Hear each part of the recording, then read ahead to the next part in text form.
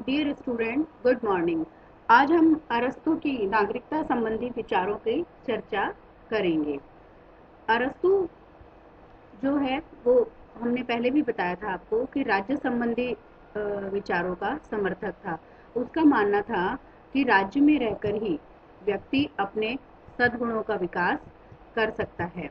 तो ऐसी स्थिति में ये माना जाता है कि अरस्तु के बारे में कि भाई उसका नागरिकता संबंधी क्या विचार हैं। तो इस बारे में हम आज चर्चा करेंगे कि अरस्तु जो है वो 384 ईस्वी पूर्व 7 मार्च 322 ईस्वी पूर्व एक प्राचीन यूनानी दार्शनिक प्लेटो के एक छात्र और सिकंदर महान के शिक्षक के रूप में अस्तित्व में आया था। उन्होंने भौतिकी, कविता, जीव विज्ञान, प्राणी शास्त्र, तर्कशास्त्र, राजनीति, सरकार, नैतिकता जैसे विषयों पर बहुत अधिक लिखा। सुकरात और प्लेटो के साथ वह प्राचीन ग्रीक दार्शनिकों का सबसे प्रभावशाली दार्शनिक साबित हुआ। अरस्तु के यूनानी दर्शन ने कई तरीकों से पश्चिमी दर्शन शास्त्र की नींव रखी। कई लोग प्लेटो के विचारों के विकास और निष्कर्ष के रूप में एरिस्टोटेलियन वाद को मानते हैं। हालांकि अरस्तु ने भी कुछ संवाद लिखे, लेकिन इनमें से कुछ ही अंश बचे हैं जो ग्रंथ के रूप में हैं, क्योंकि अधिकांश जो उसके नोट्स थे वो अप्रकाशित ही रहे हैं। तो जब हम अरस्तु के नागरिकता संबंधी विचारों का अध्ययन करते हैं तो हमें सबसे पहले यह प्रश्न पूछने की आवश्यकता अनुभव होती है कि किसी नागरिक की पहचान या प्रकृति क्या है। अरस्तु ने यह पूछना पसंद किया कि ध्यान देने योग्य बात यह है कि वास्तव में अरस्तु ने यह पूछना पसंद किया कि कौन नागरिक बनना चाहता है या नागरिकता की राजनीतिक स्थिति कौन है। तो अरस्तु ने ये नहीं कि आपने यहाँ पे जन्म लिया तो आप यहाँ पर कि यहाँ की नागरिकता आपको अपने आप ही मिल गई हो, ऐसा नहीं है।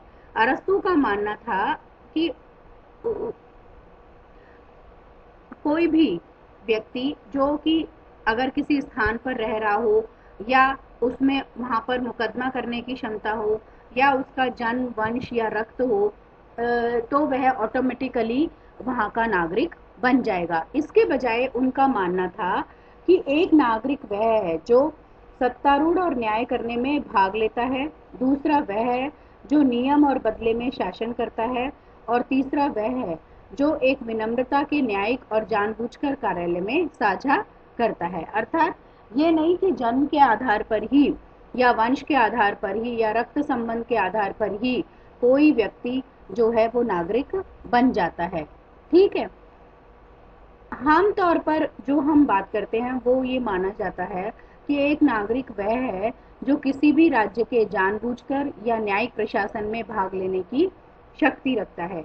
इस उद्देश्य के लिए उसने नागरिकों के एक राज्य को परिभाषित किया है, जीवन के उद्देश्य के लिए पर्याप्त। यानी कि नागरिक का जो मूल उद्देश्य है वो है स्थान, कानूनी क्षमता, जन्म और पालन पोषण, जो स्थायी गुण हैं। तो उनके अनुसार मतलब कि अरस्तु कहता है कि नागरिका की जो अवधारणा है वो किसी भी सामाजिक स्थिति की बजाय उसको नागरिक की गतिविधियों से जोड़ा जाना चाहिए। उन्होंने समुदाय को संविधान के रूप में परिभाषित किया और एक संविधान में साझा करने से वह नागरिकता के लिए एक योग्य हो गया। अरस्तु का मानना था कि नागरिकता एक स्वनिहित गुण और व्यवहार है। वो कहता है कि कोई भी व्यक्ति नागरिक तभी बनता है जब वो कोई भी अपनी राजनीति से संबंधित या शासन प्रणाली में संबंधित कोई भी भूमिका अदा करता है। शून्य में रह करके बिना किसी प्रक्रिया में भाग लेकर कोई भी व्यक्ति नागरिक नहीं बन सकता है। इसलिए अरस्तु का मानना था कि नागरिकता में कि लोकतंत्र या कुलीन वर्ग का नागरिक कौन है। नागरिक होने के कारण संविधान, शिक्षा और अन्य सामाजिक और राजनीतिक संस्थानों के आधार पर ये निर्भर करता है कि किस प्रकार के जो व्यक्ति हैं वो नागरिक होंगे। जिसमें उसने चिकित्सकों की बात करी, सामाजिक और राजनीतिक संस्थानों के हिस्से में काम करने वालों को भी उसने नागरिकता की संज्ञा दी है। अरस्तू का मानना है कि जिन लोगों को नागरिक बनाया गया है और जिन्होंने किसी भी तरीके से नागरिकों को प्राप्त किया है, उन्हों को जन्म या माता पिता या पूर्व जन्मों के आधार पर नागरिकता से बाहर रखा गया है। उनका मानना है कि नागरिकों को किसी के द्वारा बनाया नहीं जाता, क्योंकि ये एक नागरिक की जो प्रकृति होती है वो उनकी अपनी जो एग्जिस्टेंस है उनका किसी कार्य में, कानून के कार्य में, शिक्षा में, सामाजिक और राजनीतिक संस्थानों में शामिल करना ही नागरिकता कहलाता है। लेकिन संधि, क्रांति या ये कोई मजिस्ट्रल एडिक्ट नहीं है, इसके विपरीत ये अप्रासंगिक नहीं है। उसका मानना था कि नागरिकता को एक पहचान बनाना है, किसी भी दुर्घटना या किसी भी बल को बाहर रखना चाहिए, क्योंकि नागरिकों को केवल उनके विशेष या व्यक्तिगत गतिविधियों द्वारा नागरिकों के रूप में चिन्हित किया जाता है। नागरिक गतिविधियों द्वारा उनकी सामाजिक गतिविधि उन सामाजिक और राजनीतिक संगठनों का निर्माण करती है जो नागरिकों को पहले स्थान पर लाने में योगदान करते हैं, जिससे वे खुद को सामाजिक और राजनीतिक संस्थान बनाते हैं, उन्हें समझने में मदद मिलती है। नागरिकता व्यक्तिगत स्व निर्धारण गतिविधि के विषय हैं और नागरिकता, जैसा कि पूर्व में बताया गया है, अरस्तू के अनुसार ये सब भागीदारी का हिस्सा है। सामूहिक कार्यवाही द्वारा संविधान में साझा करने से नागरिक संस्थानों को बनाने में मदद करते हैं, जो संस्थानों के रूप में उनका मार्गदर्शन करते हैं, लेकिन पूरी तरह से उनको निर्धारित नहीं करते हैं। नागरिक गतिविधियों के उत्पाद के रूप में ये संस्थान कानूनी हो जाते हैं। इस प्रकार प्रत्येक नागरिक और समुदाय एक दूसरे से बंधे हुए होते हैं। क्या मतलब हुआ इसका कि अरस्तू कहता है कि सिर्फ मात्र जन्म लेने से या रक्त संबंधी होने से या वंश में पैदा होने से कोई भी व्यक्ति नागरिक नहीं बन जाता है, क्योंकि उनका मानना था कि आप कोई भी कार्रवाई करते हैं, चाहे चिकित्सक कार्रवाई करते हैं, चाहे सामाजिक करते हैं, चाहे कानूनी करते हैं, इन प्रक्रियाओं में जब तक हम शामिल नहीं होते, ये प्रक्रियाएं हमें नागरिक बनाती हैं। अरस्तू ने महिलाओं के बारे में, कामकाजी, दुकानदारों, किसानों, यांत्रिकी, नागरिकता के दासों से इन सबको उसने नागरिकता से बाहर माना है, क्योंकि नागरिकों के साथ जैसे कि कौन गुलाम होना चाहिए, तो वो जैसे कहते हैं ना कि वो जो दास थे उनको वो नागरिक नहीं मानता था।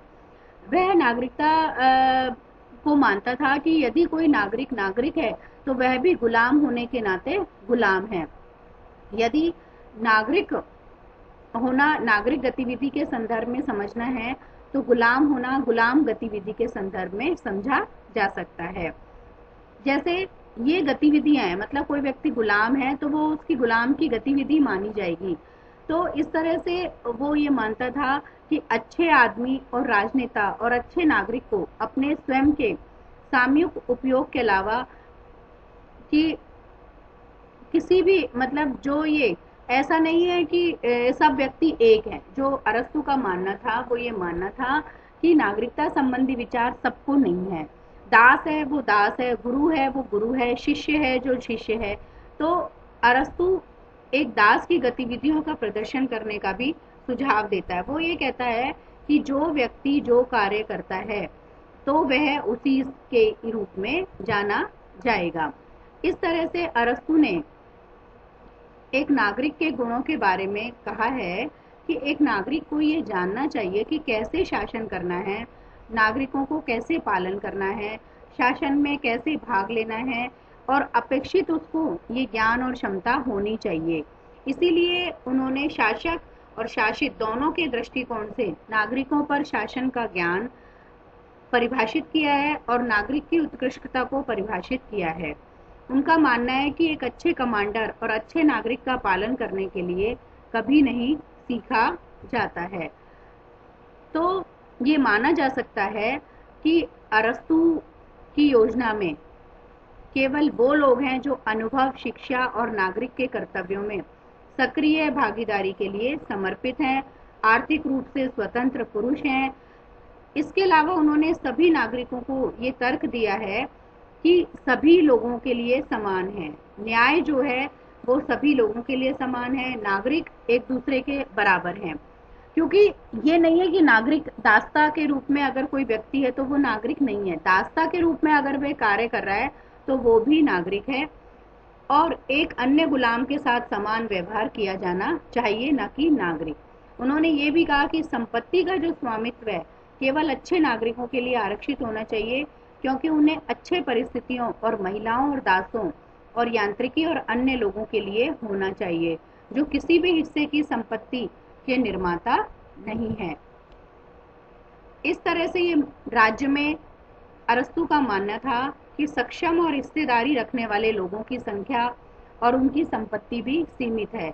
उनकी प्रणाली में नागरिकता इस प्रकार सार्वजनिक मामले में भागीदारी की अंतरंगता के कारण एक बंधन था, और इस बंधन को उन लोगों द्वारा सुरक्षित रखा गया था जो इसका एक हिस्सा थे, और ये दावा करने का अधिकार नहीं था, न ही नागरिक वर्ग के बाहर के किसी भी रैंक पर सम्मानित किए जाने की स्थिति थी। और अरस्तु का मानना था कि नागरिक राजनेता, प्रशासकों, न्यायाधीशों, जुआरियों और सैनिकों की भूमिका निभाएंगे। क्या मतलब निकला इसका? निष्कर्ष रूप से हम ये कह सकते हैं कि वास्तव में अरस्तु का मानना था कि जो व्यक्ति जो कार्य करता है वह उस रूप में नागरिक है। सीधी सी बात यह है कि चाहे वो दास हो, चाहे वो जुआरी हो, चाहे वो न्यायाधीश हो, चाहे वो राजनेता हो, हर व्यक्ति किसी भी रैंक में जो व्यक्ति जो कार्य करता है वह उसी तरह का नागरिक कहलाया जाएगा। Thank you.